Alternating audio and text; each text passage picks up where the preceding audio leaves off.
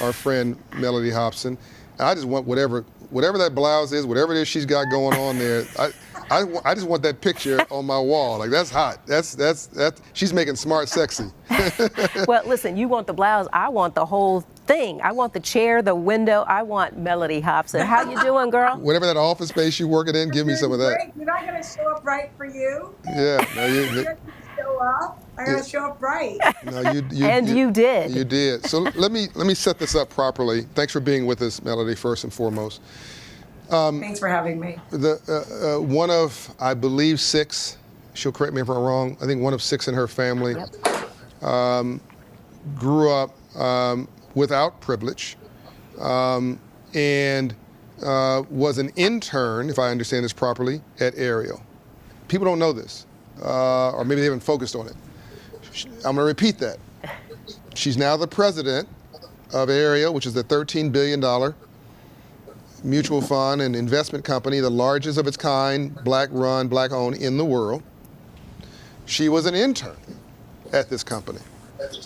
And it wasn't like she had the hookup or something or came from wealth. I mean, she had that thing that she knew she was a winner before she won anything. Let me now go to the end and come backwards.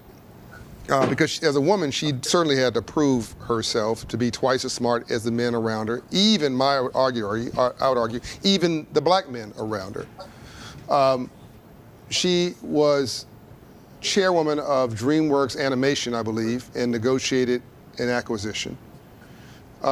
She is, I've already mentioned, president or co-president of Ariel. She'll correct me there. And also, she is subsidiary funds. She serves on the board of a range of institutions, including vice chair of Starbucks, and serves on the board of J.P. Morgan Chase, I believe, and a half dozen other very impressive companies. But all of that covers up, and she's had a sort of an indirect TV career. She's had shows she's done. Essentially, what I'm saying is, you're talking about a well-rounded person here. And the quote I've stolen from her with attribution is, she loves math because it doesn't have an opinion. So in short, we'd say, where I grew up in Compton, she's a bad sister, S-I-S-T-A, sister.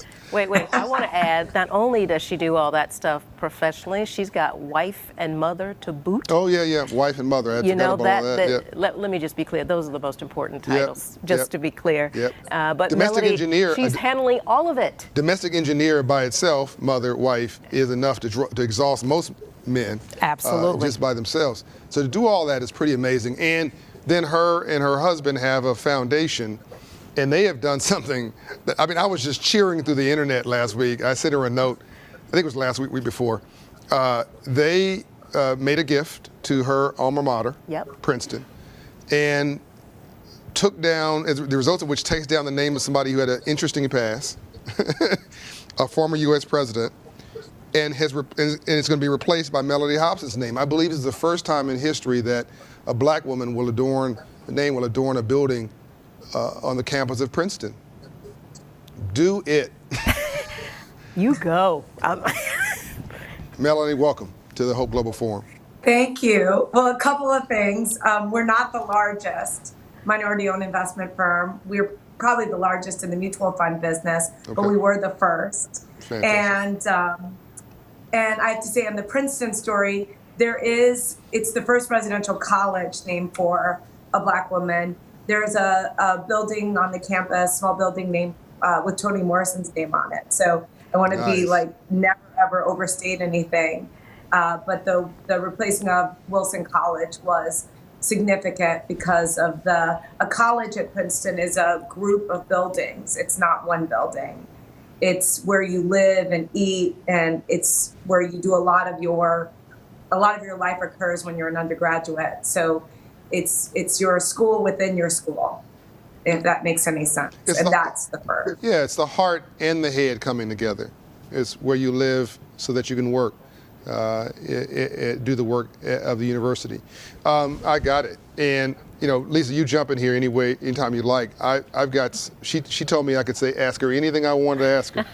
Well, I'm going to start. May I start on her No, soft please. side? By the way, no, I want everybody to see that this. None of this is scripted. We're just having a conversation, and she don't need a Go script. for whatever you want to ask. She can handle whatever you throw at her. I know that she Go ahead, can. Lisa. I know that she can. So, Mellody, I'm the one that said your titles of wife and mother, I'm calling those your most important titles. I'm a mom, so I understand. And I know your mom was so incredibly special to you and your siblings. Can you talk a little bit about her and the impact that she had on your life? Because we look at the end product of who you are and what you've done, and we're like, holy crap, how does she do all that? So you've done a ton, but can you talk about Mom a little bit? I'd love to. I mean, my mother passed away a few years ago. I was lucky to have a really great mom. My mom was a great mom for reasons that just probably would not be obvious to the average person. First of all, she was extremely introverted, very, very quiet, the opposite of me in a lot of ways.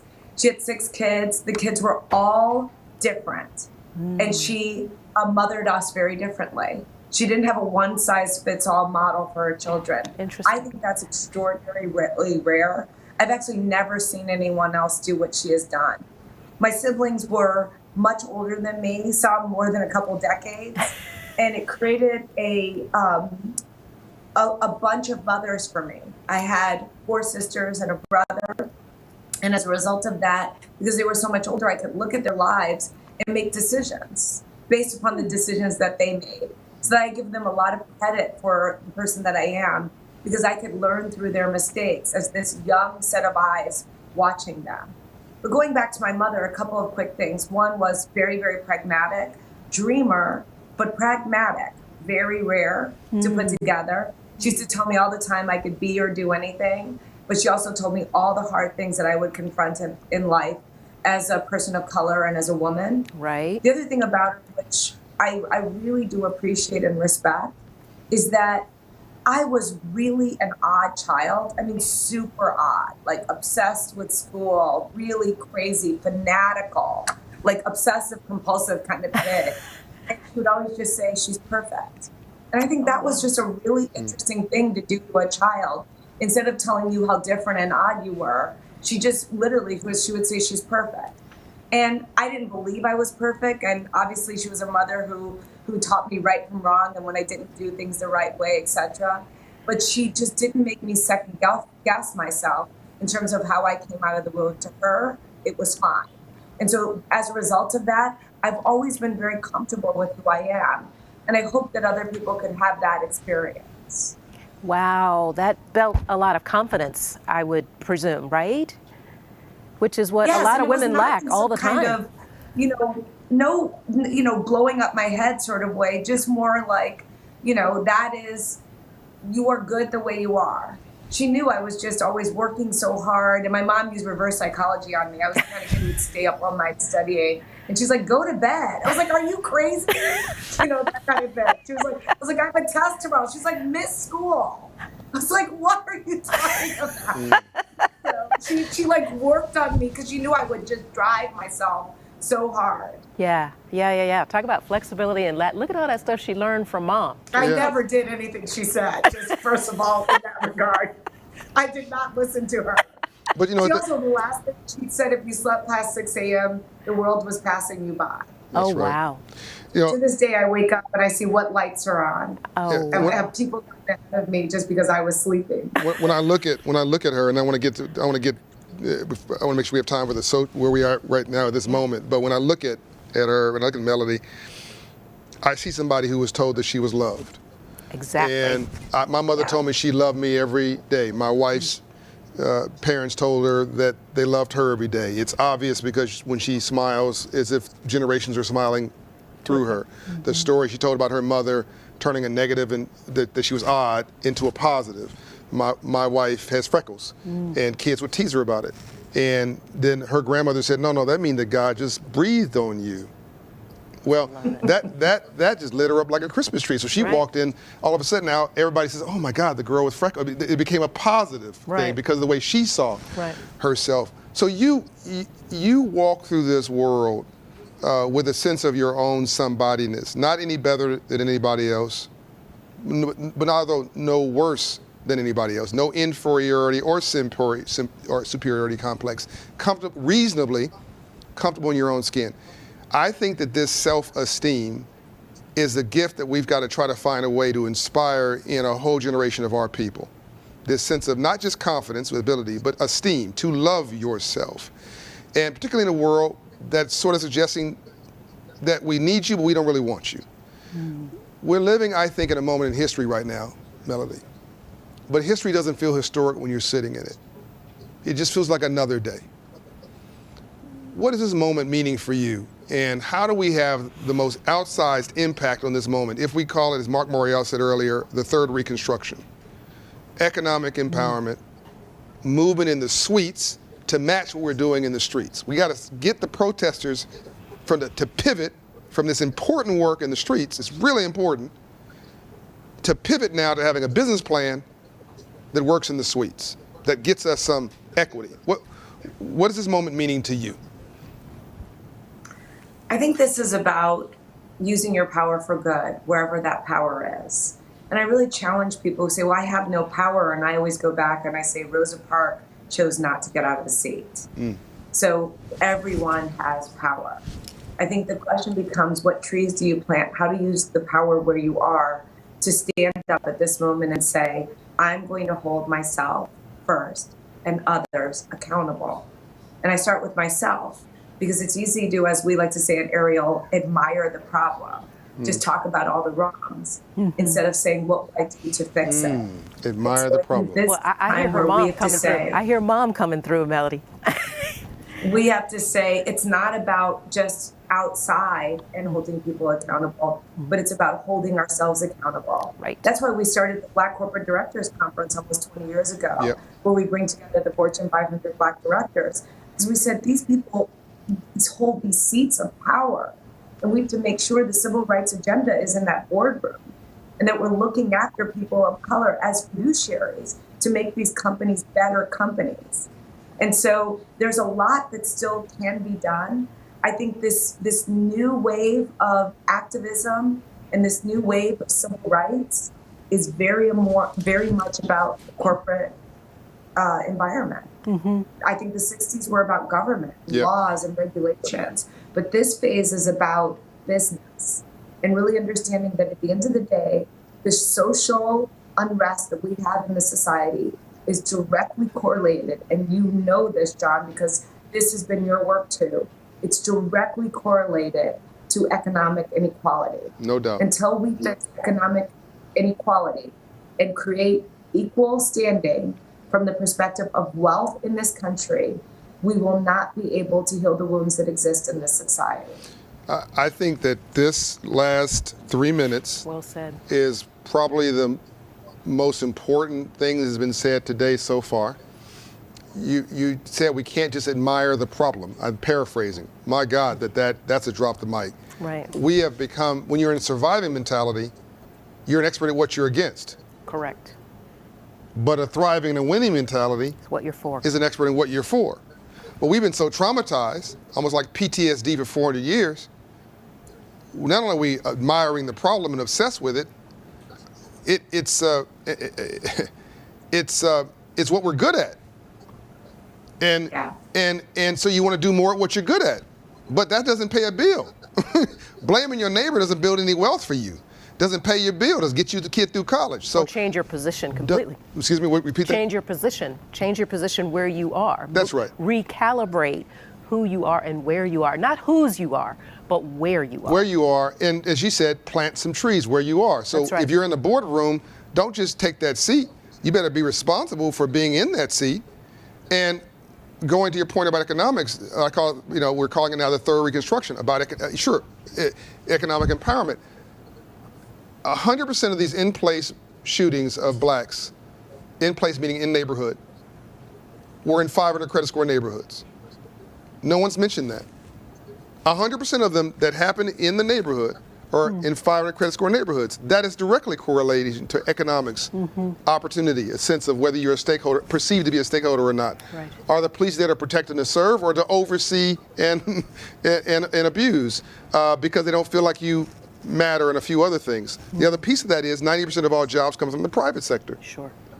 100% of all legitimate wealth comes from the private sector. So government matters. Government is really important.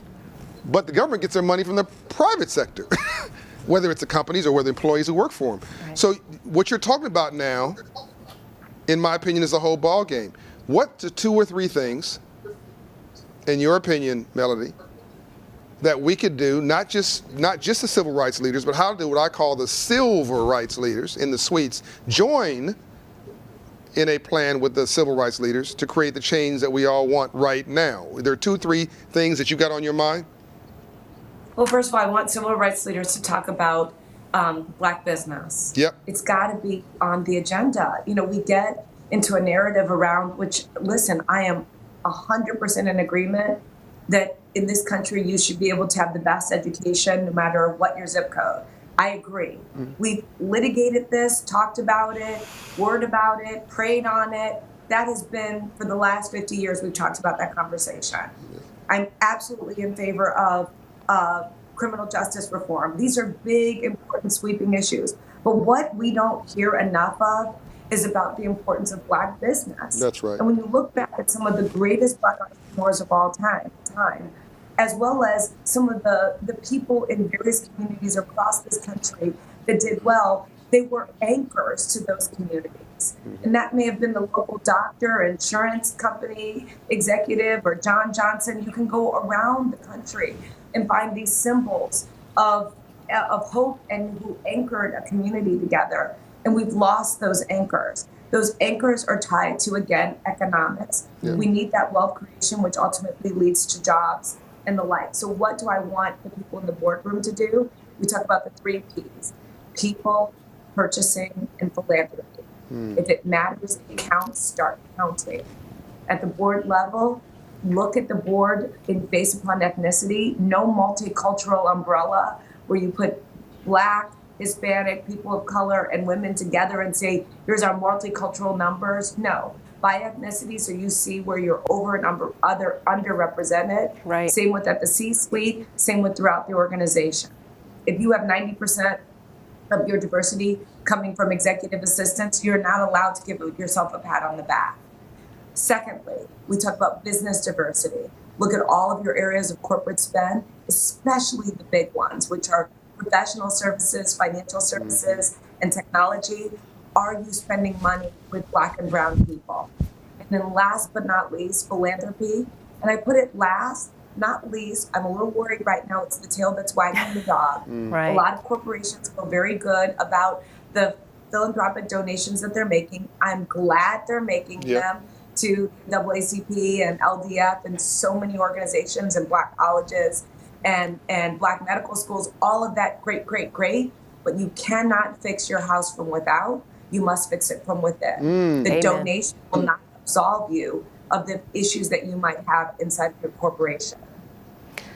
Amen. You know what? I hear all of this and could not agree more. And I heard someone say the other day, Mellody, and I'm paraphrasing here now, but it was the audio needs to match the video, right? For all that folks are doing inside the corporation, not just write a check and walk away. Those days are over. Those are absolutely over. So well, also, because first of all, people are going to hold you accountable. Right. The people who work inside of the company, your customers are going to hold you accountable. As they should. The virtual world that we live in, don't say it and don't mean it. Because people will be coming for you. Exactly. I mean, it's a new day in that regard. Absolutely. So as I'm sad to have to wrap this up, but as we begin to wrap this up, this has been an incredible. Can we just talk to her all day conversation. A couple of things hit me. Shimon Peres told me when I was in Jordan, John, people are going to criticize your work going forward because they don't understand it. But he said, you remind them, even if you wanted to distribute money like a socialist, you have to first collect money like a capitalist. And that's what I heard in reverse her saying, philanthropy is great, but there's the business case here. And that's what's sustainable. That's right. And keep in mind, these diverse communities are also keeping you in business. And scalable. And it's scalable. Thank you very much. We don't need charity in a handout. Right. Diverse companies in diverse communities and markets are prosperous. They're the most. They drive money to the bottom line. They drive money to the bottom line. So I hear her saying, let's expand and redefine a business case. And as Xander told me, the CEO of SurveyMonkey, he's speaking at the forum, use your balance sheet. I think you just said this in a different way. Use your balance sheet and your budget and your About Us page to judge how you're doing on diversity and inclusion. Is your About Us page all white? Yeah. Then you're not doing a good job. Right. This is a corporation. Right. I'm sorry. Am I hitting this right, Mellody? Absolutely. Absolutely. I love the socialist capitalist example because I think capitalists get a bad rep. And I'm a capitalist, and I say capitalism is the best system that exists in the world. Show me a better one. There isn't one. And at the end of the day, as a capitalist, we can do a lot, and I certainly feel that way at Ariel, to change and help people's lives be better.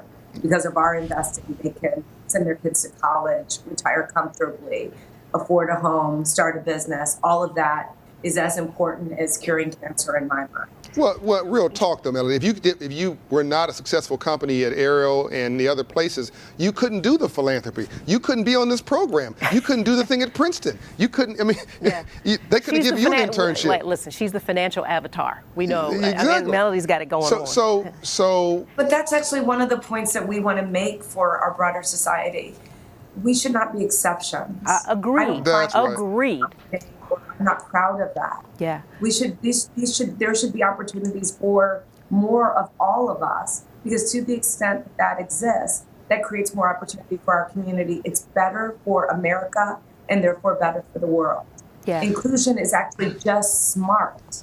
It's not. You don't even have to be a do-gooder.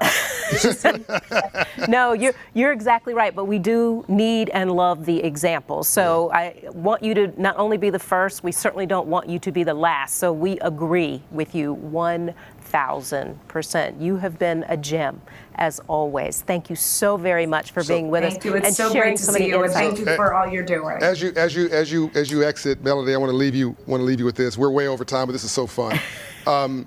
There are black people and brown people looking at this who've been told that capitalism was horrible their whole life. And capitalism, as you said, is a horrible system like democracy, except for every other system. but folks will say, I hate rich people. My response, no, you don't. You hate rich people till you become rich. What you hate is a game system. And what we're trying to do here is make it transparent, level the playing field, and show you can do well and do good too. And when you do that and you flip the script pays for itself. It pays for everything else. God bless you, Mellody. Appreciate all that you do. Thank you so much for everything. All right, love and light. Take good care. All right. Bye.